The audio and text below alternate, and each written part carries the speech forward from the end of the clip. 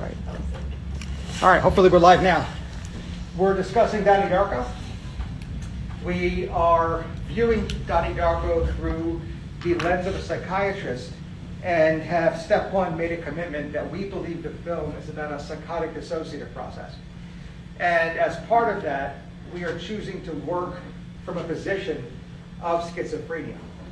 We've identified the 5 inclusion criteria for schizophrenia, and further identified that Donnie Darko does demonstrate at least 2, if not 3, of those 5 signs. Specifically, hallucinations, perhaps delusions, as well as a negative symptom, anhedonia, blunted or flat affect. At this point, we further appreciate that this condition is a diagnosis of exclusion, and we have listed 5 disorders that the American Psychiatric Association mandates that we investigate and rule out in order to rule in schizophrenia. And now we're discussing whether or not there is any evidence to support any of these 5 other mental disorders. Anyone? As we have previously named them, they include a substance-induced psychotic disorder, a psychotic disorder that is due to another medical condition, a schizoaffective disorder, a primary mood disorder with psychotic features, or an autism spectrum disorder, or ASD. Any evidence? He takes his 2 prescription medications like right in the beginning, but he takes 2 pills, so I'm not sure what the medication is. Then that needs to be 2 of them. So if we observe Donnie Darko taking medication, and it looks like he takes 2 separate medications, it is probably reasonable to assume that a prescriber has not diagnosed a substance-induced psychotic disorder, or that due to a medical condition. Right? He's taking medications. They took 2 from the same bottle. So I'm like, what medication was it that really? So the 2 pills are from the same bottle. Yeah. Okay, so if we rule against a substance-induced psychotic disorder and that due to another medical condition,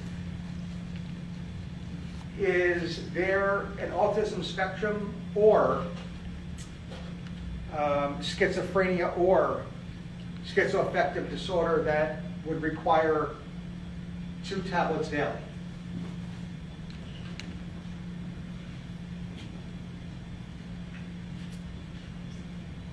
I mean, the only thing that comes to mind, the initial thing that comes to mind, is that whatever his condition is may be severe enough to require a higher dose. Right? But I don't know if the second pill gives anything away here. It probably rules against autism spectrum disorder. But whether it's a primary mood disorder versus schizophrenia versus schizoaffective, not sure. Not sure. He takes it in the morning? Mm-hmm. Right before right before he, like in the beginning of the movie, right before he goes to bed. His sister makes a crack about how he doesn't take his medication in the morning. So then he goes to the bathroom and like actually takes 2 and he goes to bed. So what I was about to say, which now is wrong, is that if we had observed this occurring in the morning, then it would not likely have been an extended release medication that was sedating. So lithium and valproic acid would be off the table. But since it's taken at night, we still have to consider that a mood stabilizer, therefore a primary mood disorder called bipolar disorder, is still in our differential. Any other support for or against schizophrenia versus schizoaffective versus a primary mood disorder?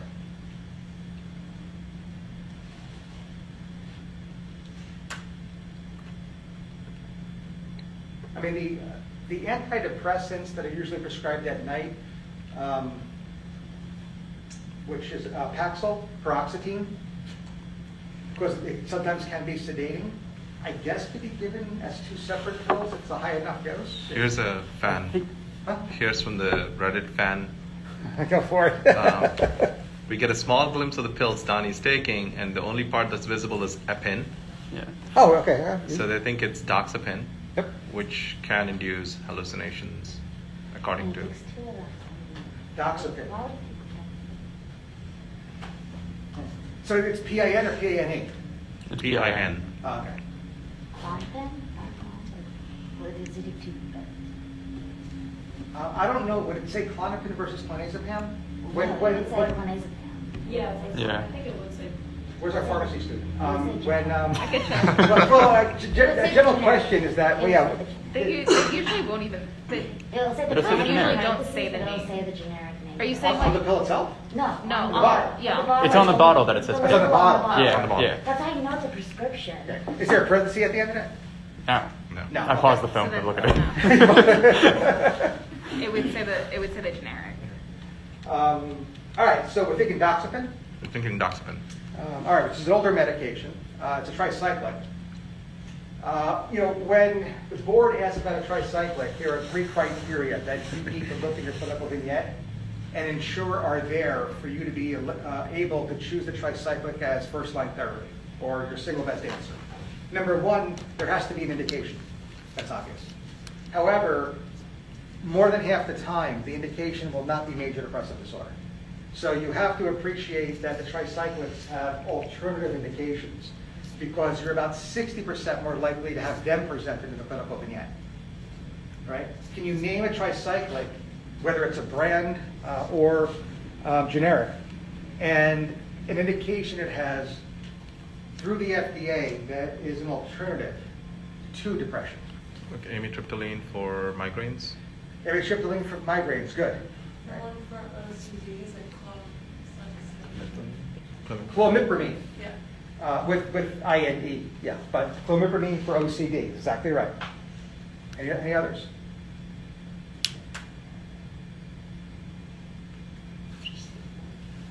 For neurosis, there's imipramine. Imipramine for nighttime enuresis. And fibromyalgia was Yeah. Is I that have to look to right? see if there's actual FDA approval for that, though. There may be, I have to look into that. Imipramine also, panic disorder. Again, that's INE. Now, the thing about doxepin is that it is heavily anticholinergic and heavily antihistaminic. So it can be prescribed in allergy and immunology. Systemic mastocytosis, which I don't report Donnie has per se, but that's something that comes up on shelf exams. The high potency of antihistamine, anti-H1, as well as the anti-M1, muscarinic, side effect of the doxepin. So maybe he is on doxepin. Maybe he is depressed. Now, if so, I think there's significance to this movie in terms of how real it is as a fictional case of first-break psychosis, in that on many occasions, individuals Donnie's age, around 17 years of age, who present with the prodrome to schizophrenia are misdiagnosed as having depression because the prodrome looks like a major depressive episode. Social withdrawal, blunt or flattening of affect. But because of the mistreatment, because of the later diagnosis, the individual at some point, 17, 18, 19, certainly up to 25, then presents with frank psychosis because they're on medications like doxepin and not olanzapine, not haloperidol. And that's what may be going on here. So prodrome of schizophrenia looks very similar to a major depressive episode and certainly accounts for the significantly high incidence of misdiagnosis or at the very least late diagnosis. And Donnie's being an antidepressant instead of an antipsychotic, for which looks to turn out to be the first break psychotic episode of schizophrenia, is clinically relevant here. She is providing psychotherapy as well, which again would be indicated in someone who's depressed, but not indicated in someone who has schizophrenia or a psychotic disorder. There is one form of psychotherapy that has been empirically proven to improve outcomes in individuals with schizophrenia, And this question comes up all the time on tests, including shelf exams. What is that form of psychotherapy? Is it family therapy? Yeah. Family therapy for schizophrenia, which not only does she not employ, but the way she actually incorporates the family into the treatment planning is horrendous. I mean, it's a fumble. We're looking at 115 or 130? 130. Yeah, sorry. 130? Okay, so at 115, can you give me just a little signal, right? So maybe thumbs up that we're heading to the 10-minute mark. So 130 is the start, they're good to get out of here by 115, right? No, Two. yes. So, yeah, 1:30. Anything else with regard to Donnie's condition?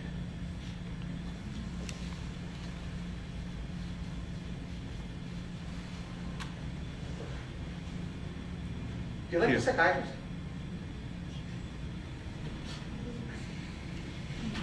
Not great. Not great. No, not great. Yeah, there's certainly some ethical issues here. Certainly some problem. I mean, he does appear to demonstrate an imminent danger to self or others, where others does include property. And she really doesn't do anything about it, which is unfortunate. So she failed the Tarasov mandate, or? In a way, yes. Remember, Tarasov, even though in a civil rights case, others does mean property. In Tarasov, it means person only. I don't know if the Tarasov has ever been applied to property, but certainly you think that it could.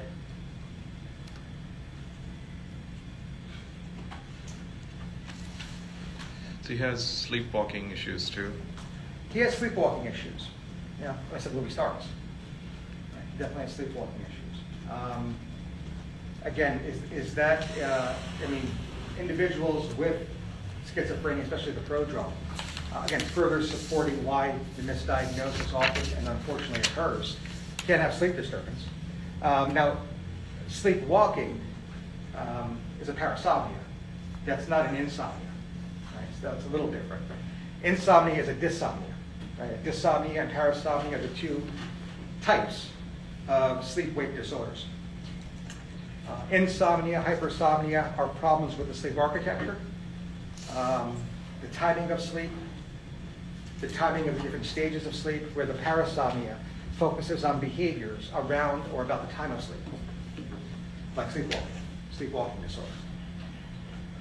REM or non-REM? Non-REM. Right. True, that's right. And how do we differentiate sleepwalking disorder from REM sleep behavior disorder? You recall your dreams and REM sleep behavior disorders. Right.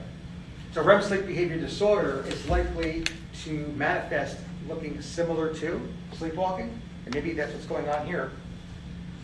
But the polysomnography will reveal that the individual during REM sleep continue and pathologically has muscle tone.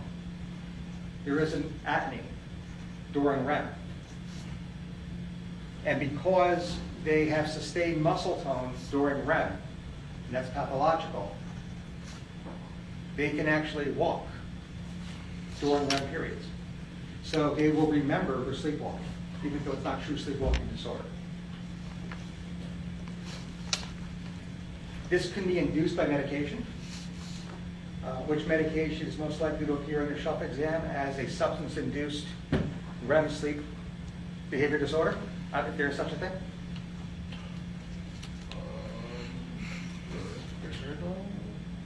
Ambien, Lunesta, and Sonata are the three that come to mind. So Z hypnotics.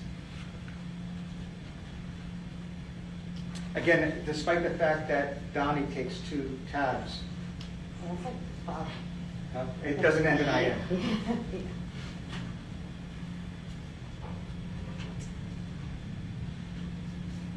Anything else here? By the way, in addition to everything else that we're discussing and how to approach what looks to be Donnie's first break psychotic episode in the setting of new onset schizophrenia, he would need a polysomnography too. We want to make sure, or we want to understand, is he quote unquote walking during REM or non-REM periods? By the way, if he's walking during a REM period, what might be a treatment of choice? So, benzos. Benzos? Potentially. Something I think might be more first line. What type of mechanism from the medication are you looking for? Something sedating. Something sedating, more specific. Something that decreases the REM latency. What about antihistamine? Or, what's the other receptor that's right near the antihistamine? Cholinergic? Exactly right. Right? REM is a cholinergic phenomenon. So if you want to disrupt REM, you will prescribe an anticholinergic. What is the most anticholinergic tricyclic?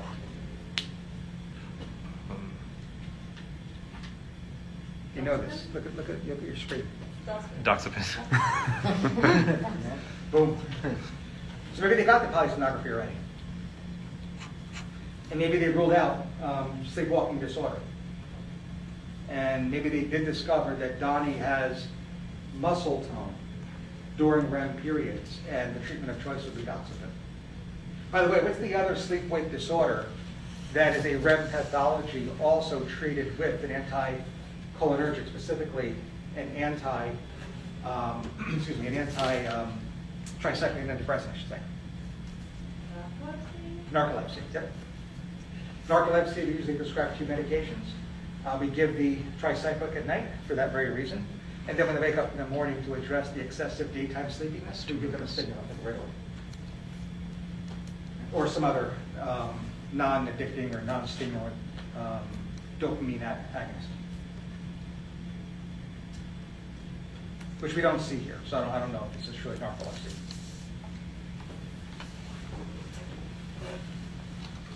Other observations about Donnie. So, again, turning our attention to the psychiatrist and then others that would be in what we would refer to as psychiatrists as his social support system.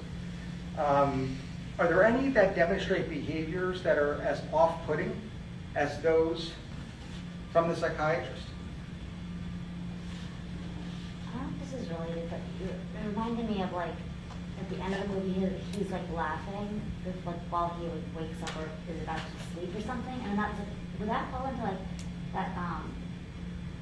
In narcolepsy, you have that happen where you're like laughing when you're waking up or you're going to bed. It like induces the narcoleptic episode when you're laughing. That's like Cataplexy. yes, that's like Cataplexy, yeah. But I also think that's like part of that sleep. Oh, hypnopompic. Yeah, you know, hypnagogic. That's more Hypnagogic. of perceptual disturbances, not laughing. So I think there's 2 things going on here. With regard to narcolepsy, you can have visual hallucinations either upon going to sleep, hypnopompic, or even waking up, hypnagogic or gogic. But then there's also the phenomenon that individuals can actually have a narcoleptic episode, a drop attack, during high stimulus situations such as laughing. So they're 2 separate things, albeit from the same illness. So Donnie's, upon awakening, laughing is backwards. We should have him laugh and have a drop attack. So Donnie's social support. Any characteristics that are as off-putting as that described or observed in his psychiatrist? His dad finds a lot of his occurrences pretty funny. Yeah, you know, that one scene in the car when he's actually trying to, if not rationalize, put some kind of a spin on it, makes a comment along the lines of, you know, when I was your age, I was kind of a rabble-rouser as well. I'm wondering if that actually points to a history of bipolar. Right, and again, it's more of a clinical parole than it is on your shelf exam, but you should never rule out bipolar upon meeting a person for the first time. Because a manic episode at any point in their past rules them in. And even in a comprehensive 60-minute psychiatric evaluation, you may not get all the information, especially that at or around the time of the patient being 16 or 17 years of age. And they're not disclosing that prior manic episode may simply be because they just don't remember it, where their parents or their cousins or their loved ones, etc., might. So I wonder if that's what we're hearing from the father. that, not Donnie per se, but when he was Donnie's age, he had something very similar because there is a significant degree of heritability for bipolar illness. So that must be, that isn't our differential, but this only confirms that it should remain in our differential diagnosis.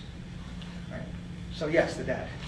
Does he have like, he also has problems with authorities, like oppositional behavior, and he had previously burned a house down, which Yeah. is why he had it.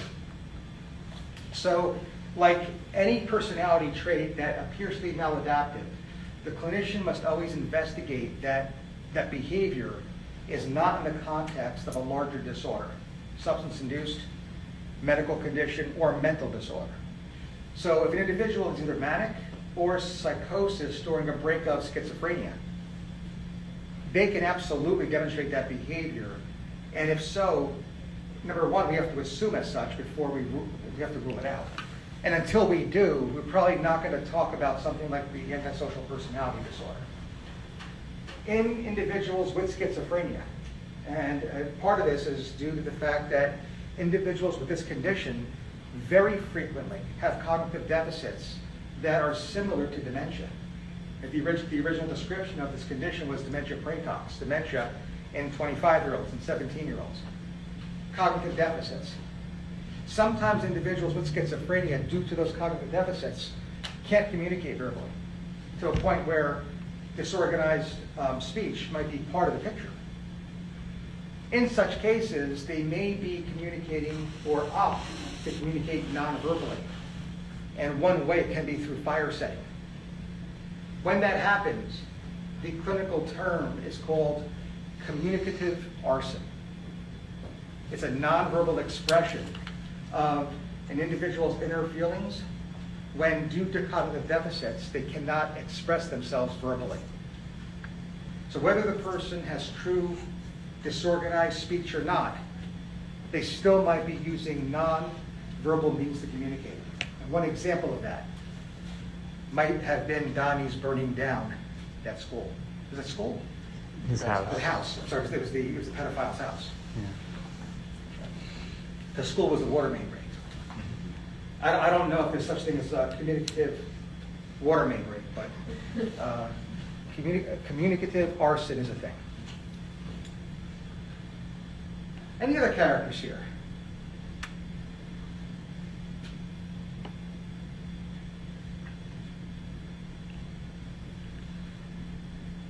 Do you like his teachers? Is there wrong with these people?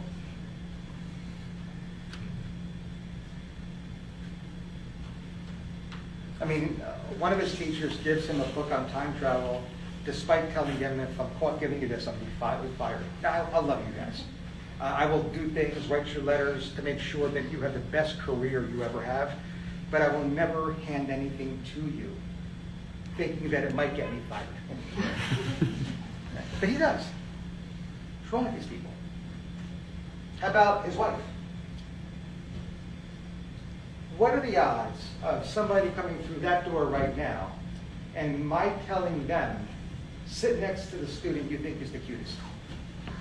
Now, I know this was made back in around 2000, and it's 2021 and things are vastly different now. However, even back then, I would not be caught dead saying that as a faculty member of Rutgers, the State University of New Jersey. What is she doing?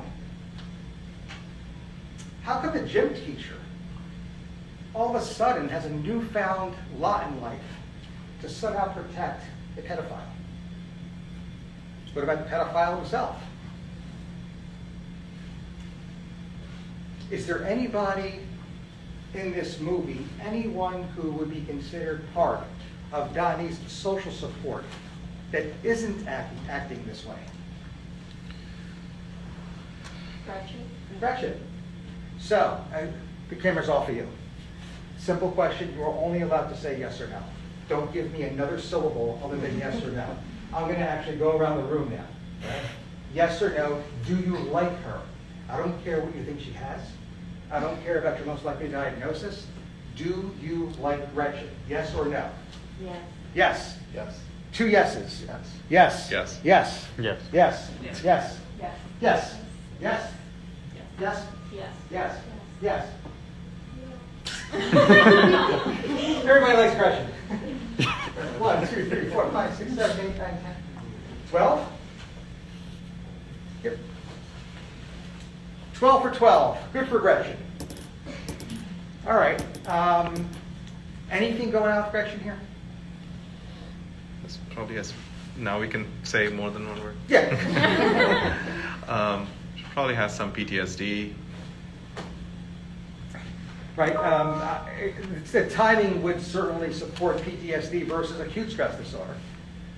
Right? Seems to be hypervigilant. Blunted affect, blunted response. Negative affirmations about oneself. So yeah, I could see acute stress disorder or post-traumatic stress disorder being the differential here. Anything else?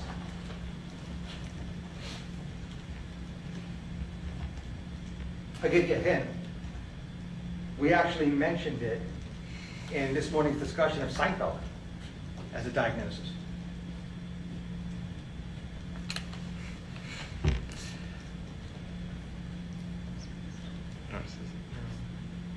Nobody remembers it.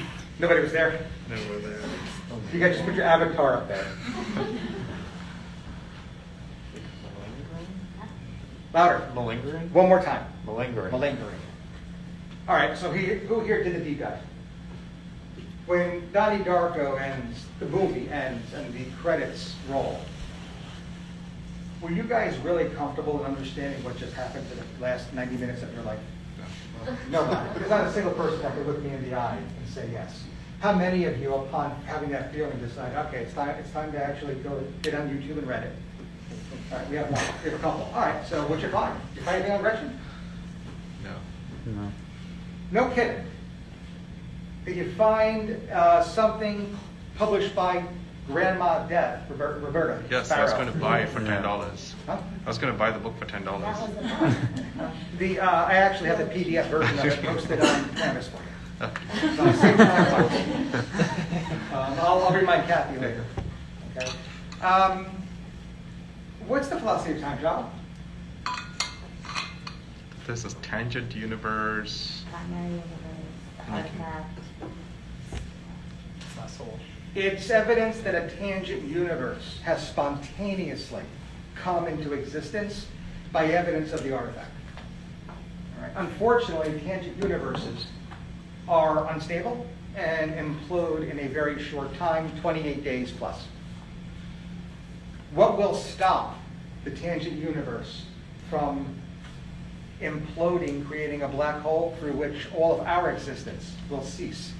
It has to be made equivalent. Huh? Has to be made equivalent. What do you mean?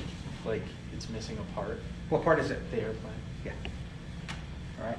So here is the philosophy of time travel understood, how it applies to Donnie Darko, the film, and how it changes the film. We know that there's evidence of an artifact. And we know the artifact, by definition, will be metal, and is the evidence that a tangent universe has spontaneously come into existence. We know that the artifact is discovered by someone who then is called a living receiver. The living receiver will have one lot in life, one mission, and that's to return the artifact into its original position. Otherwise, our universe will implode. Now that's no small task. And as a result of the stress that's imparted by that very task, it circles back to something that we again discussed through Seinfeld, and that is this condition called stress-induced psychosis. So now I have to ask the question, we were spending the last 20 plus minutes here talking about Donnie Darko, the character, as a fictional case of first-break psychosis ruled out schizophrenia. But might this be stress-induced psychosis because saving the universe is a stress? Right? Again, stress-induced psychosis means that given the level of stress, anyone can become psychotic. And if you read philosophy, written by Roberta Sparrow, she actually gets into that people who are now deemed the living receiver will present irrational and look psychotic due to the nature of their mission. Right? So maybe that's what this movie is really about. Now, Donnie will be supported in this task. He's supported by what we would refer to and have discussed as his social support system. And along these lines, we know that there are two types per Roberta Sparrow. That is, there is the manipulated living and the manipulated dead. Manipulated living are individuals in Donnie's life who understand they have to get him in a certain position by the end of this movie and know that if they don't, something bad is going to happen. But they don't know exactly what. Individuals, his social support, provided this task, will behave irrationally. They will give him books that can get them fired. They can say things like, sit next to the cutest boy in the room. They will prescribe him placebo and not contact the police or 911, acute psychiatric services, when they, that is Donnie, poses an imminent danger to himself or others. That's the level of being irrational. And that clarifies why all these characters are acting really goofy. The other part of Donnie's social support, manipulated dead, are people that in the tangent universe in this entire movie, except for the first 2 minutes and the last 2 minutes, is set in the tangent universe. And anyone who dies in the tangent universe becomes manipulated dead. They have the same task, support Donnie to make sure that he sacrifices himself for the universe. But they have full clarity of what's going on. That, of course, includes Frank, our lovable bunny. And many people, upon reading philosophy and understanding Frank was manipulated dead, get it. And they have no problem with that. They're like, oh, I knew that guy was bad news. But then there's another character that dies in the tangent universe. Who is it? Gretchen. Gretchen. And that's when you discover that everything that Gretchen does and that everything that Gretchen says throughout the entire movie is a lie. It has one objective, to make sure Donnie dies. She never liked him. Her father's not back in town, and quite frankly, never abused her in the first place. She wasn't sleeping in that theater. None of that is true. Malingering. That's Gretchen. And you all liked her. Dr. Tobias, 120, by the way. 120. All right. So we'll end it there. Again, malingering again ties back to George Costanza. Somehow making, of all things, Donnie Darko relate back to the caddy. Our discussion this morning in Seinfeld. Any closing comments or thoughts? We're good? All right. Well, good luck at PCM. Have a great weekend. And tomorrow, latest, I will post what next Friday's films will be.